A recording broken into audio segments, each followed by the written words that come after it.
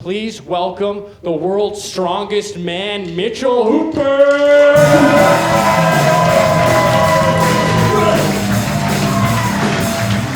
World's weakest man here with the world's strongest man. How you feeling going into Man News? I'm good. I feel like my whole life, my whole career has come to this point. Come to this point where you prove you are a man. I am a man. I'm the man of men, I suppose. Man News! Man News! One time for Man News. How does this? Wow. Mitchell, thank you so much for coming out tonight. You have the world record in the axle press. Tell us a little bit about that. Yeah, well, first of all, I feel like world's strongest man on Man News. This is destiny. This is phenomenal. Basically, you take a bar about the thickness of a can of Coke. You got to get it from the ground. You put it onto your stomach. You shuffle it up your body. Find the energy to press it overhead. Simple as that. Simple as that. How much did it weigh? 480 pounds. That was warm up. What did you work up to? 480. Oh, that's what it was. That's what it was. Oh, my mistake. We'll catch you next year. Yeah.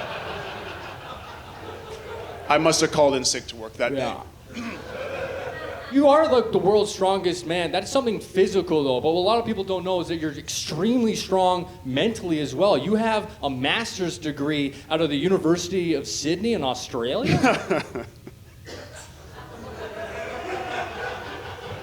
Oh, I'm so sorry. Don't let me interrupt, please. This is the floor is yours. Okay. Thank you. I appreciate that. It just seemed like you had something to say when I said University of Sydney. No, please, my goodness. This is the show is not about me. I'm fully aware, as a side, main kick. By the way, sorry, Harvard Law and Engineering, class of '98. How are you? Oh, wow, good. Smart but shit at sports, I see. Yeah. We're in the sport of business necessarily. Sports are rather elementary. You know what I mean? That's kind of what I. And yet we're both still here.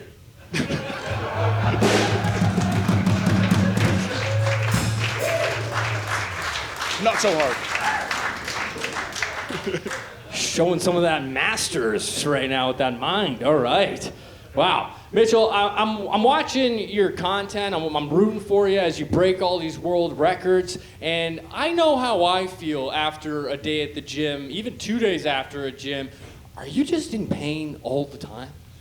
Yeah, more. I mean, not emotional wheel pain all the time, but certainly physical pain all the time. The blurred line between injured and not injured is certainly there in my sport. Okay, is there an event that is the most painful? You were telling me there's something that's extremely painful you have to go through? Yeah, so there's an event called the Dinny Stones. I have the world record in it, and basically they've affixed 2 rings to stones. One stone is 400 pounds, one stone is 300 pounds. We have it up here. This is actually when I broke the world record. The challenge, though, is the rings are too small to actually grab with your hands, so you have to tuck your thumb between your finger and the ring. And so you're putting 400 and 300 pounds respectively straight through your finger. 100% ends up in nerve damage every time, and really is mostly how much pain can you take? Physical pain. Wow, straight up nerve damage.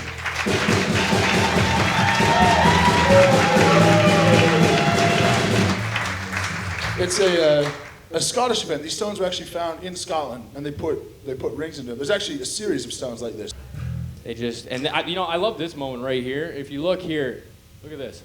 Look at that flags. Look at them. Look at the showmanship. And that is the moment that you broke the world record? That's right. You gotta let the people know. You gotta let the people know this man walked 41 feet with those stones. How incredible is that?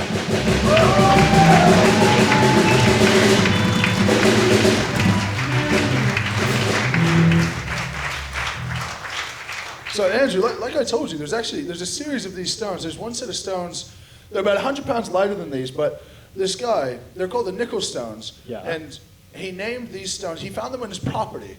He named the stones after himself, affixed the handles, and whenever he comes to the competition, he has to personally hand deliver these stones. And he's got a team of about 7 Scotsmen. They all stand and stare at the stone for, I kid you not, this is not a joke, literally hours. They'll stand and observe the stone still while it just sit there and do nothing. So 7 guys, they all stand. Did they help him move the stones?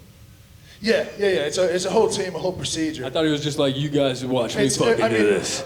No, to move stones like that, it either takes 1 of me or like 5 of that guy. 5.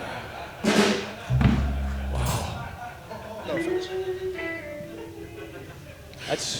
That's pretty incredible over there. You're showing strong, your strength in your face there, just taking that. Yeah, I'm walking into that stoicism factor that we were talking about. We were talking about pain. You want to know pain? Try be on your 3rd divorce while your wife fucks the pool boy in your master bedroom, okay? That's pain, okay? I don't know so much about your thing, but Andrew, back to you. That does sound like pain. Oh, okay, I guess. Well, Mitchell, how do you deal with your emotions being this strong man? Like, do you find that you are strong when you deal with these powerful emotions as well? Yeah, I mean, I certainly do have powerful emotion. The misnomer is that we're big guys who feel no emotion, but the opposite is actually true. We feel emotion twice as strong, so we feel like we need to build this layer of protection around our deep core emotion. I mean, I grew up with just a mom and a sister, so I was thinking about the wheel of emotions, and I actually feel emotions like a woman, but I express emotions like a man.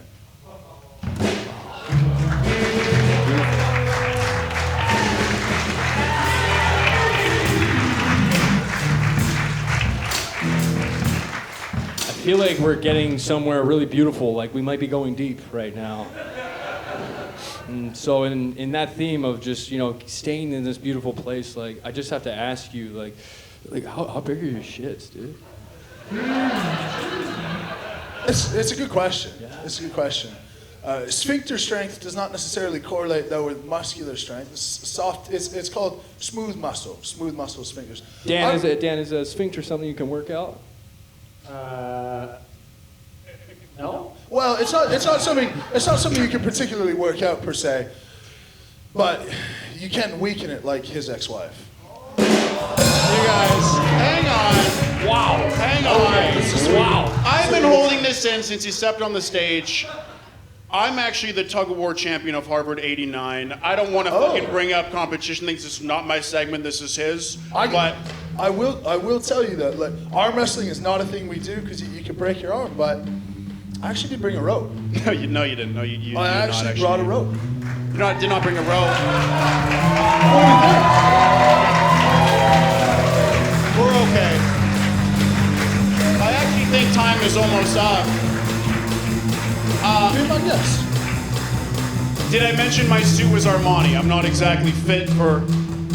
No, but I mean, he did say he was extremely good. A champion of tug of war. I mean, should they do a tug of war? Tug of war! Tug of war! Tug of war! Tug of war! Tug of war! Tug of war! I mean, once a chant has started, man code is that you have to do it. We're gonna count on 3. 1, 2, 3!